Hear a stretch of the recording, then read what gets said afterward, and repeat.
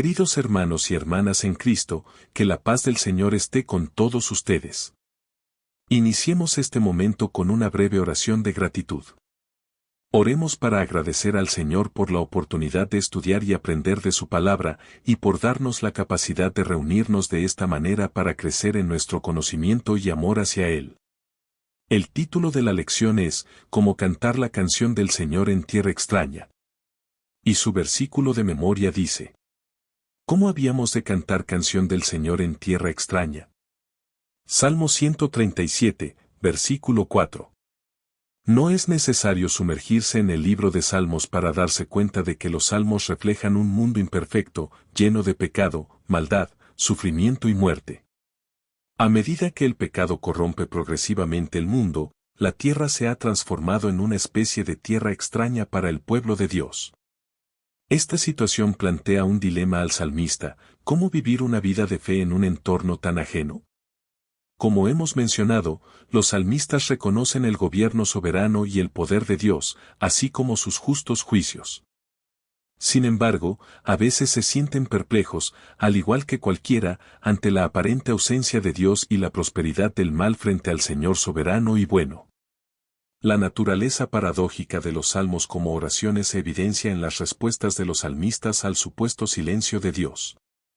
En otras palabras, los salmistas reaccionan tanto a la aparente falta de presencia de Dios como a su presencia.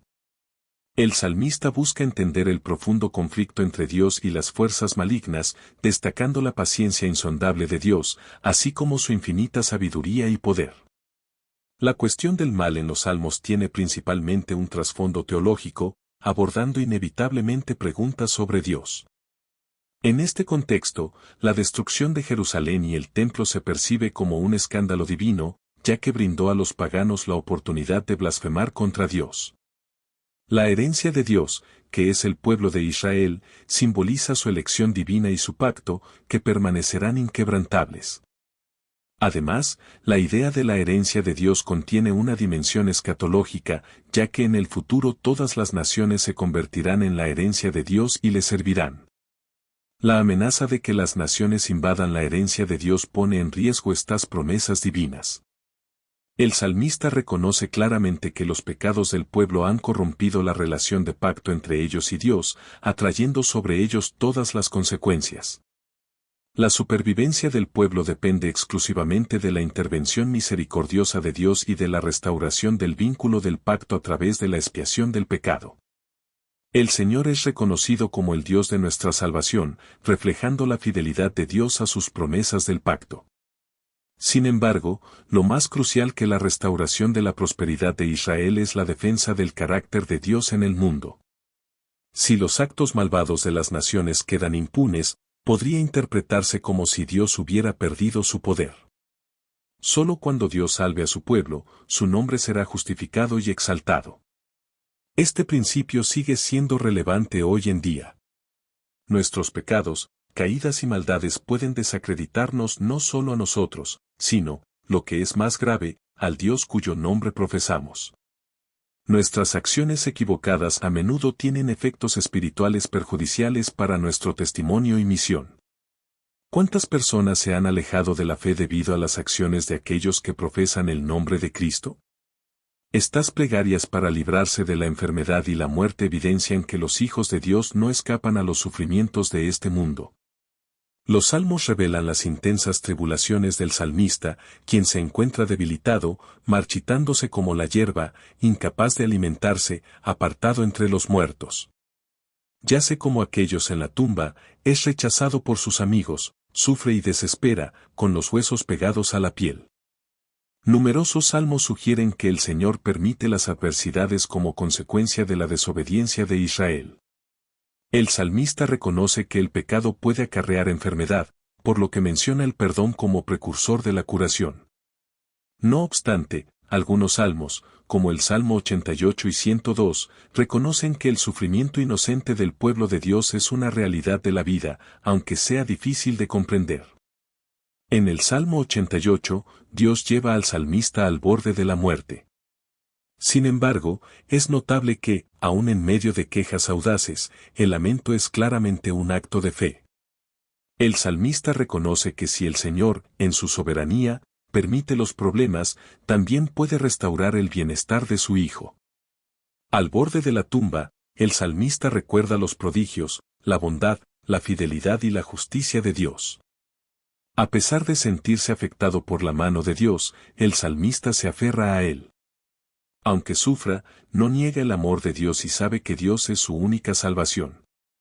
Estas súplicas revelan que el salmista no solo experimenta el sufrimiento, sino que también tiene un conocimiento íntimo de la gracia de Dios y comprende que ambas realidades no necesariamente son excluyentes.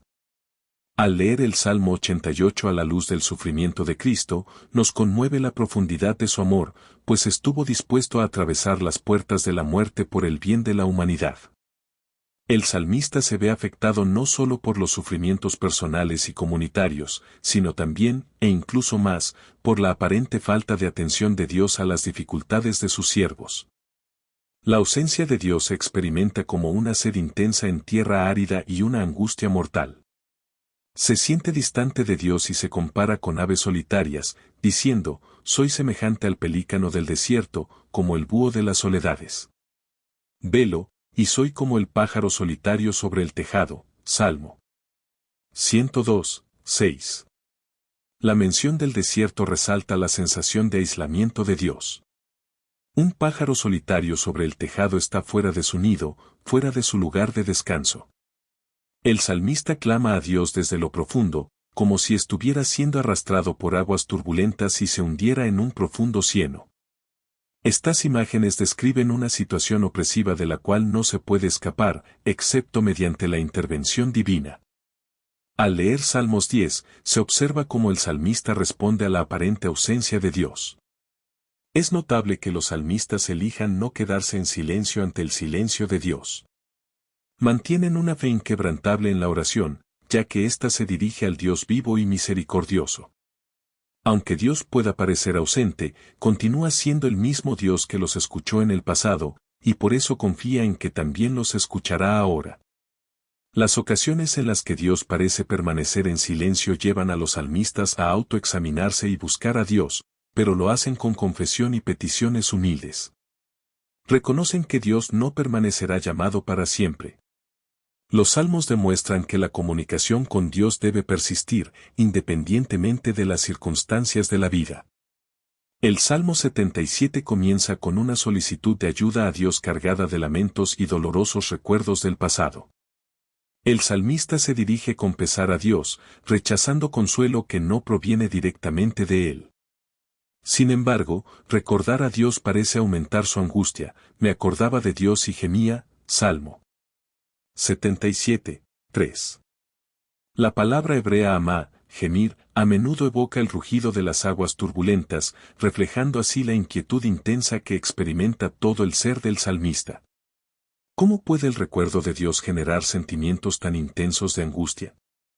Una serie de preguntas inquietantes revelan la causa de su aflicción. ¿Ha cambiado Dios? ¿Es posible que Dios traicione su pacto?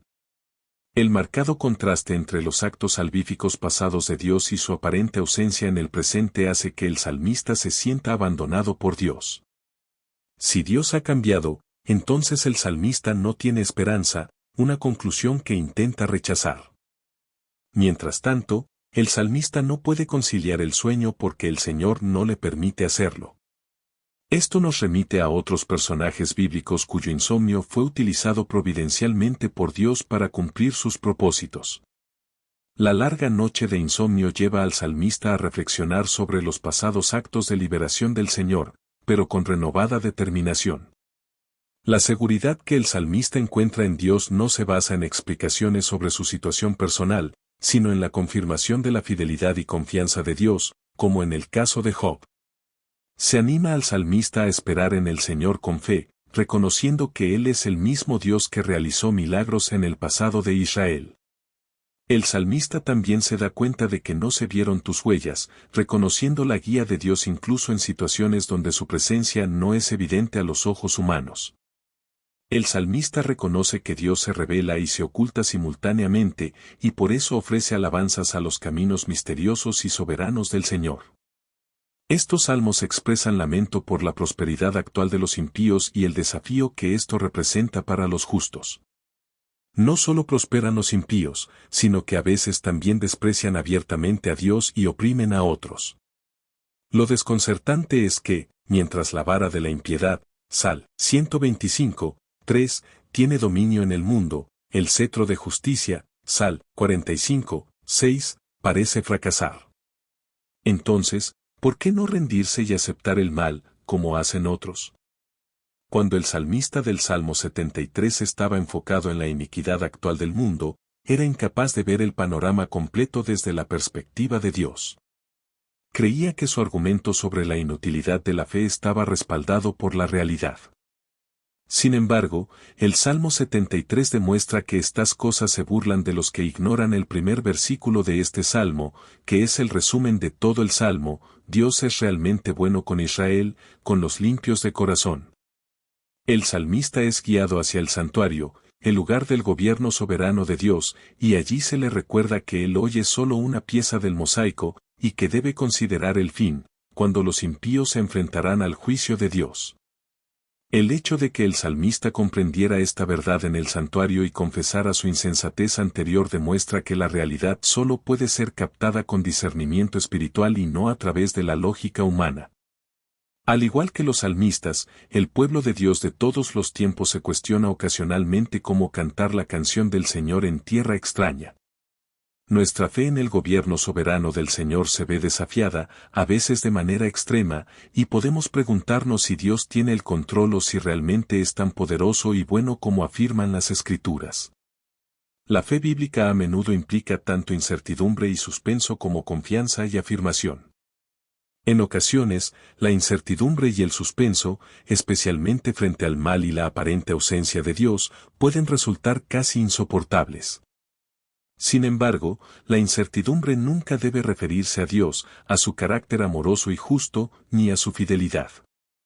Los salmistas pueden dudar sobre el futuro, pero a menudo recurren al amor y la fidelidad inquebrantables de Dios. Nosotros debemos seguir ese mismo ejemplo. Reunid todas vuestras facultades para mirar hacia arriba, no hacia abajo a vuestras dificultades, entonces no desmayaréis por el camino. Pronto veréis a Jesús detrás de la nube, extendiendo su mano para ayudaros, y todo lo que tendréis que hacer será darle vuestra mano con fe sencilla y dejarle que os guíe. A medida que manifestéis confianza, tendréis esperanza por la fe en Jesús. Las ocasiones en las que Dios ha encubierto su rostro no socavan la eficacia de la oración. Por el contrario, estas situaciones llevan a los salmistas a reflexionar, recordar los actos salvíficos pasados de Dios y buscarlo con confesión y peticiones humildes. La fe se fortalece al entrar en conflicto con dudas e influencias opositoras. La experiencia obtenida en estas pruebas es de más valor que las joyas más costosas. En conclusión, agradezcamos al Señor por su guía y sabiduría, y oremos para que podamos llevar a la práctica lo que hemos aprendido. Que esta revisión fortalezca nuestra fe y nos inspire a vivir más cerca del Señor cada día. Que el amor y la gracia de nuestro Señor Jesucristo llenen sus corazones en esta jornada. Dios los bendiga abundantemente a cada uno de ustedes. Hasta la próxima semana, que tengan un sábado lleno de paz y gozo en la presencia del Señor. Y no se olviden de suscribirse a este canal para seguir llegando a más personas.